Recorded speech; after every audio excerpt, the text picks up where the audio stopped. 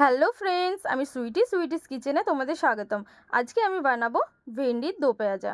তো চলো কিভাবে বানাচ্ছি ভিডিওটা শেষ পর্যন্ত দেখতে থাকো। এখন আমি একটা কড়াই বসিয়েছি, কড়াইয়ে আমি সাদা তেল দিচ্ছি, রিফাইন অয়েল। এখন আমি ভেন্ডিগুলোকে ধুয়ে কেটে রেখেছিলাম, সেগুলো দিয়ে দিচ্ছি।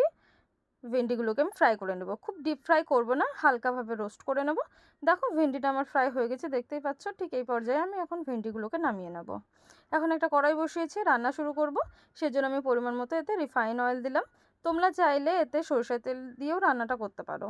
তো এখন আমি অল্প পরিমাণে গোটা জিরে দিলাম, আর একটা বড় সাইজের পেঁয়াজকে কেটে রেখেছিলাম সেটাই দিলাম। পেঁয়াজটা হালকা রোস্ট করে নিয়েছি।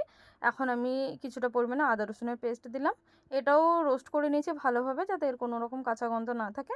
আর এতে আমি পরিমাণ মতো লবণ, পরিমাণ মতো হলুদ গুঁড়ো, পরিমাণ মতো লঙ্কা গুঁড়ো, পরিমাণ মতো ধনে গুঁড়ো আর জিরে গুঁড়ো দিলাম। আর কিছুটা পরিমাণে আমচুর পাউডার। মশলাটাকে ভালোভাবে কষিয়ে নিয়েছি। এখন এই পর্যায়ে আমি একটা টমেটোকে কেটে রেখেছিলাম সেটাই দিলাম।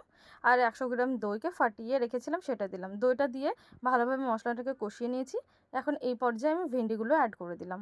ভেন্ডিগুলোকে নাড়াচাড়া করে নিয়ে ঢেকে দিয়ে আমি 10 মিনিট কুক করে নেব। ভেন্ডিটা ভালোভাবে কুক করা হয়ে গেছে 10 মিনিট। এখন আমি একটু নাড়াচাড়া করে নিয়ে এতে আমি একটু পরিমাণে গরম মশলা দিলাম। গরম মশলাটাকেও ভালোভাবে মাখিয়ে নিলাম, আর পেঁয়াজগুলোকে ছাড়িয়ে রেখেছিলাম, কারণ এর নামই হচ্ছে ভেন্ডি দো পেঁয়াজা। তো সেই জন্য পেঁয়াজগুলো এখন এই পর্যায়ে দিয়ে দিলাম। দেখো ভেন্ডি দো পেঁয়াজা কিন্তু আমার রেডি। কত তাড়াতাড়ি হয়ে গেল। তোমরাও এইভাবে একদিন বানিয়ে খেও, আর কেমন হয়েছে কমেন্টের মাধ্যমে জানিও। দেখা হচ্ছে নতুন একটি রেসিপি নিয়ে। Thanks for watching.